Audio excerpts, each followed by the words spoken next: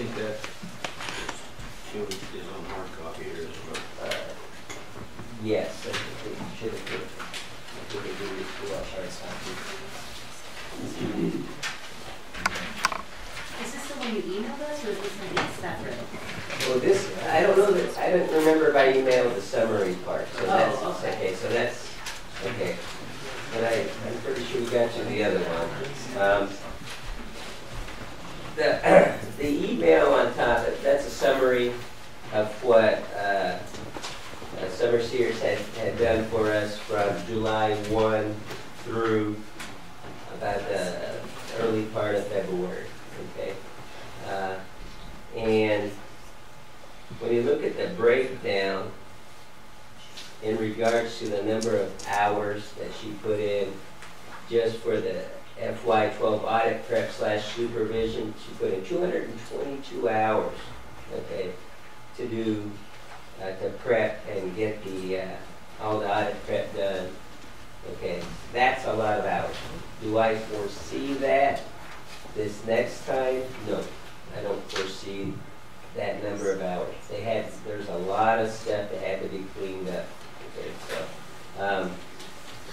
and as you look through this thing, you know, she gave us the new client discount. So if we were paying full boat, then the cost would have been $49,608 versus $27,000. And she's been working with us since July 1 till about the first week of February. So I think we got a pretty good bang for our buck. She restructured chart of accounts and modified accounting system configurations, primarily to facilitate accurate financial reporting. This will also result in more efficient year-end procedures and preparation for future audits. Facilitated a clean audit, which I was happy to see until I saw the inside numbers again. And she came through with it. The audit was issued on time, and that's what we wanted her to do. Accounting records through 12/31/12 have been cleaned up and are ready to carry forward through the end of the fiscal year. Daily cash balancing process has been implemented, and cash has been balanced through 12/31/12. Substantial improvements in internal controls for cash reconciliations, journal entries. And she is hoping that she can continue to work with us. So the mayor and I did have a discussion about this document prior to the meeting, and I think well, the consensus we came to was that possibly to go back to her and ask her if she'd be willing just to do it on an hourly basis by invoice. So for whatever number of hours she works doing this, you know, that's what we pay instead of having a fixed estimate. Just go ahead and work towards true hours. And we probably have to budget next year, I'd say about $24,000 to cover your audit and her work. So the audit's usually between $10,000 and $12,000 for all your audit prep.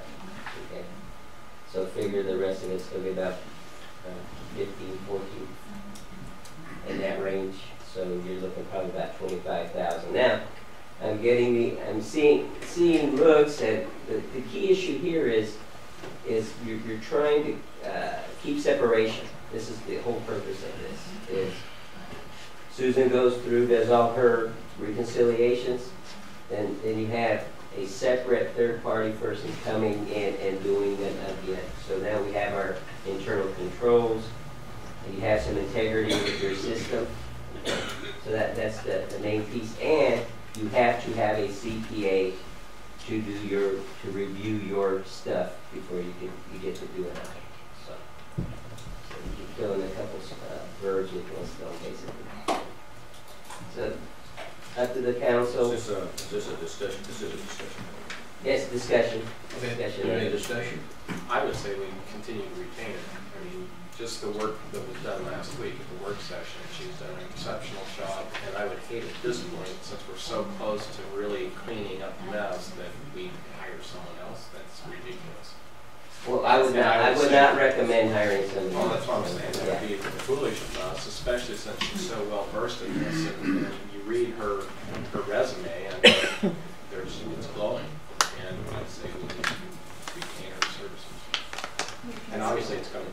next year. I agree, and she also seems to have a great working relationship with not only Susan, but with the auditors. I mean, that's pretty important that you have an ongoing relationship. Well, the teaching that's going on too. Yes, and there's a lot of learning, A lot that's of correct. teaching. Yes, there is. Yep. We're all learning. I have a couple of questions. Is she currently under contract? No. So her contract's run out? Yes. So unless you dig into the budget and find some more money, you can't use her until after July 1. Well, actually, that's part of my supplemental budget. Okay. So I've already dug into, that's part of my proposal was that And have also, additional money to continue on. I saw two different figures in there for her hourly wage. One of them was $100 and some an hour, the other was 50 to 80. Which one are we using? The one I see I is think 80. it's broken into What's different. this? Well, it's down to going 110, but it's discounted with the $3,000, well, $700 monthly discount or a $3,000 total discount for 5 months.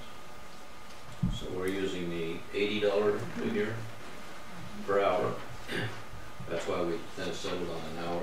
Like the city administrator and I thought maybe an hourly, having her invoices for the hours she actually worked rather than trying to put a lump sum in there for the budget, and then we'll budget according to the number of hours we think it's going to be. Also, in her case, which we may not get from somebody else, is that she does a lot of remote stuff at home, from her office in bed.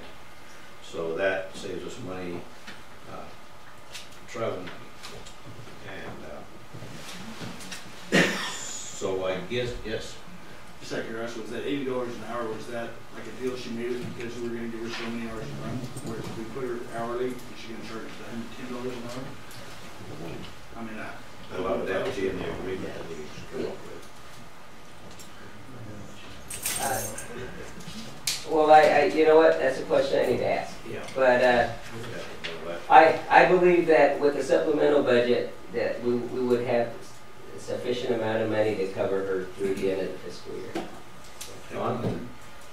I was just wondering if it would be prudent for the city to consider using her at the wages that she makes to do the things that require a CPA, and maybe consider hiring a part-time staff person to do the reconciliation stuff for a much lower wage. She would still have to. Do the same thing anyway. You're hiring two people to do the same thing. The reconciliation has to be done by the stuff that goes to the auditor has to be done by a CPA. I know, and that's what I mean. Part-time staff person, I'm not sure we can afford to pay two different people to do similar stuff, but that's the city administrator, of course. At this time, I don't think we can do both. Good thought, though. Yeah, and I think we discussed that. I think that's a thought that came up during our discussion also, was that looking at possibly an inside person also.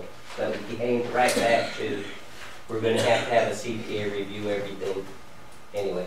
So. I guess what I mean is the CPA is required for the audit, but is a CPA required to do a monthly reconciliation on the books? Part of the reconciliation process I do. I reconcile to the banks and reconcile back into SIS. What we're following into now is that some of the things that are hitting some of the things within the system are requiring a little extra work, and actually having her go over it, that's your outside set of eyes, that's separate from staff. That eliminates one of the material weaknesses that we got dinged on by the auditors, is because it was just staff that was looking at this and reconciling this on an ongoing basis. So by doing this and retaining her to help us with doing this, it meets one of those criteria.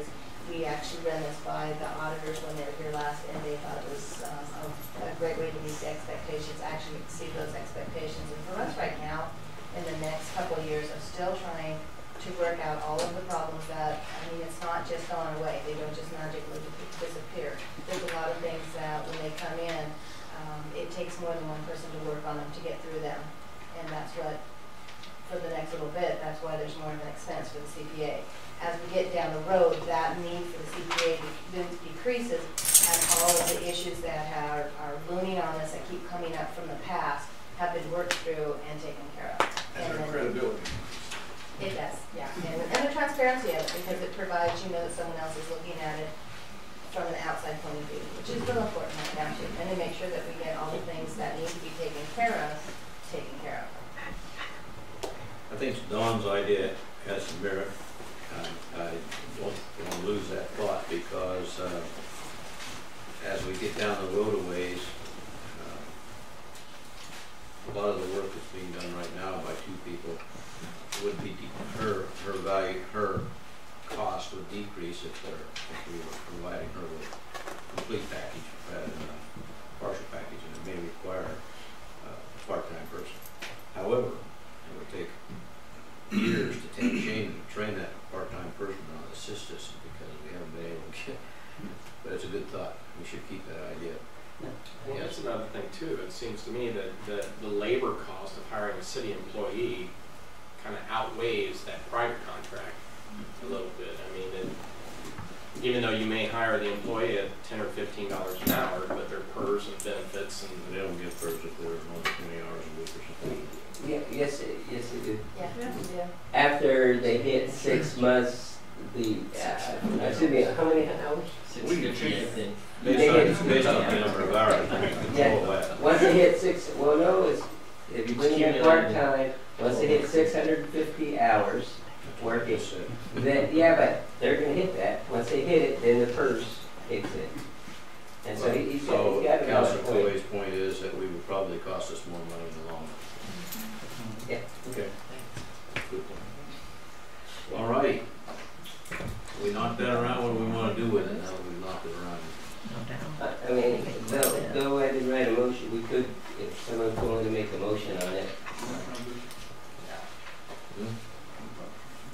Sure, I've got a question for you. So you already have this figured into the budget, so like if we were to vote for this and vote to do it, the money's already there to do it? Yeah, as part of my presentation to you, that I told you that I was bringing in, I wanted to bring in some money from the LGIP to beef up the auditing and, whatever the other name is called, our auditing line. Okay, so that was part of it, was that I wanted to bring in some money into that line, basically to get us through the rest of the year. I guess from my standpoint, before I vote on anything, I want to see what it is I'm voting on. And we talked about how much it's going to cost. Is it going to be an hourly thing? We need to have an actual something. So the question would be is A, I can go back to her and ask if she wants to do it hourly. B, this is her proposal that she's made to you through the end of June, okay, which is for monthly would be $1,600 a month with a $700 discount, or through the end of June, it would be $8,000 with a $3,000 discount. So she is. And that represents how many hours? That would represent her breakdown. 20 hours a month or 100 total, Is that what it is, 20 hours a month? if this does. Something Yes. about that. That would be right, at $80 an hour, that is correct. Could I ask one more question? This is estimated hours and a flat monthly fee. Would you also ask her, if we agreed to this flat monthly fee, if she went over those hours, like happens with people like yourself, who work, you get paid by the month, you get paid by the hour, would there be any more expense if she went over those hours, or would it remain at the flat fee? Well, no, it's my experience with these type of contracts. But I would like you to ask, could you Okay. ask her that? Yes, we can. Because if it's a flat fee, I would say that that's what it would be, just like. Because it might just end up to be more in the long run if you just do it by the hour. If you just go by the hour and she ends up doing 20, if she goes to the 100 and ends up doing the 20 hours, we'll say it takes her 25 hours, well, that's going to be more than if we just paid by the monthly. Well, if you pay her, if she's at 20 hours and we're 25, she's going to expect money for That that is correct. extra 5 hours. That's correct. It is my Then why experience. put a flat monthly fee? That's her estimation. information that she should be able to do all of these things that she's proposing within that 20-hour period. It's another, Yeah. My recommendation is that you get a hold of her, iron out all these questions, and bring it back to the next meeting to move on. So then, what are the primary questions? That's what I. How much you gonna charge per hour? Okay, well, that's 80. if she works an hour. It says 50 to 80, so I wanna find out for sure. Just fine tune the number. We want a flat, to be a determination of, is it a flat fee of at 8,000 for 5 months? That's what I'd say, Well, that's what she said. no matter what hour. Yeah, Yeah. exactly. That was, I guess. It's a the contract. Has a service contract with us, correct? Previous, not a new one. We can do a new one. But I'm just saying, the service contract is what it is, and she's budgeting $5,000, this is what it's gonna cost her. This is what she wants for that service, then that's what she gets for that service, regardless of how many hours she works. And then the question is, are you willing to pay $24,000 for a year? Because essentially that's for 4 months. Well, at this point, yes, because we need to finish the process that's been begun, and we'll at Well, least we're get looking through at this having the budget. budget for next year, so we're talking. Right. So, But is it really going to require that much money next year, since a lot of this mess is gonna be cleaned up? it's gonna Susan, her require- shift. She's given an estimate for 5 months. For 5 months. For $8,000. Right, So that, how do you get 24,000? I'm thinking of next year. If Yeah, you're gonna- next year. If you're gonna hire again, you're looking at the same amount, But just extend that 4 months or 5 months out for the rest of the year, because you gotta do a budget on right. it. So if he does a budget, we need to figure out where we're gonna be, so we can do the budget. But that's Counselor? what's still done. I would like to ask Susan's response to this, what do you think? I think as time goes on, she'll require less hours. But right now, we're still tackling a lot of messes that were from the prior year. There's the day-to-day load, which is pretty heavy in that office. In fact, both Tiffany, the previous forensic accountant, and Summer have said the workload that's in there is rather heavy for one person to cover. And with the messes on that, it's impossible. That's why this extra is needed, because trying to tackle the day-to-day stuff and just keep on top of it with everything that comes in. And just like today, I was working on something which kind of brought up a problem from the past that I turned around and had to spend some time working that out. That's what this is. As we go along and these little flames, or what do you want to call them, problems crop up, they're cropping up less and less. And so the time that she would need to help me work through those and look and see how that it is going to affect and that we can make those changes would be decreasing too. Do you think the amount of money that we would need her for next year would be considerably reduced from this year? I would say it should start to reduce itself down. So our budget number for next year would be less than $24,000. Well, as a budget, you might want to budget the full amount because then you don't spend it on Right. for the year, which is a good thing to have that little extra in there. Yes. Plus, we're paying her a flat fee for X amount of months or whatever, so I mean, we're gonna budget her for a year, we're gonna pay her flat fee for the year. Well, they usually submit a budget for the entire fiscal year, just like the auditors do. They usually submit 24,000 a year, they've been doing that forever. So you're looking at probably 50,000 for auditing fees in that neighborhood. The number of hours that is required for her for the audit will be tremendously less. Because last year we were exactly in a pile of spaghetti and you're pulling it out to your long lines. It was just amazing.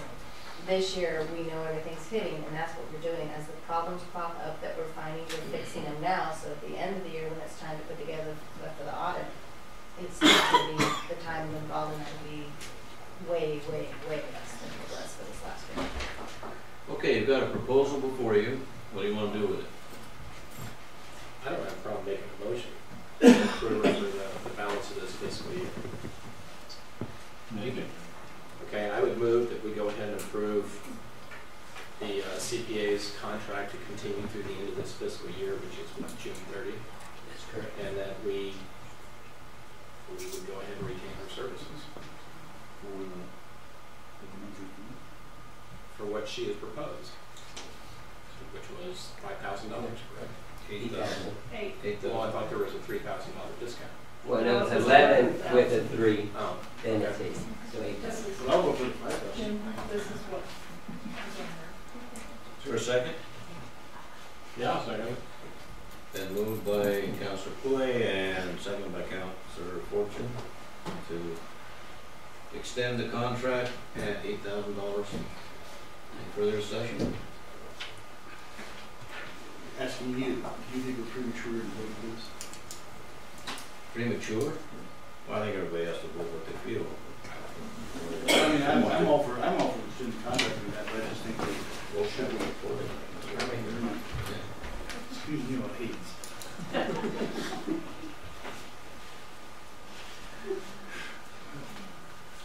Well, I still think that we need to have, if this is the figures that we are going to go with, then we already have a complete proposal.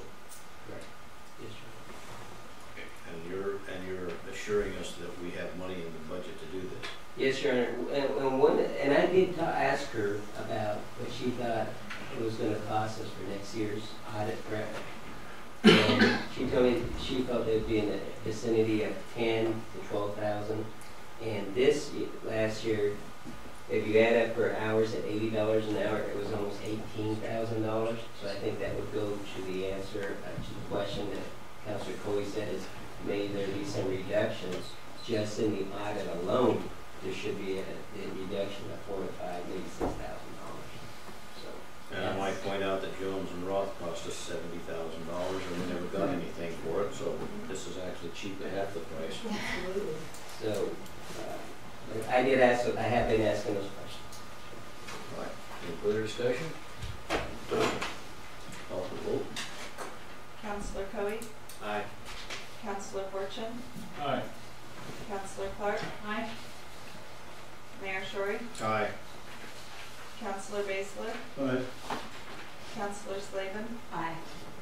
Councilor Bickerstaff, nay. Motion carries. Thank you, Council.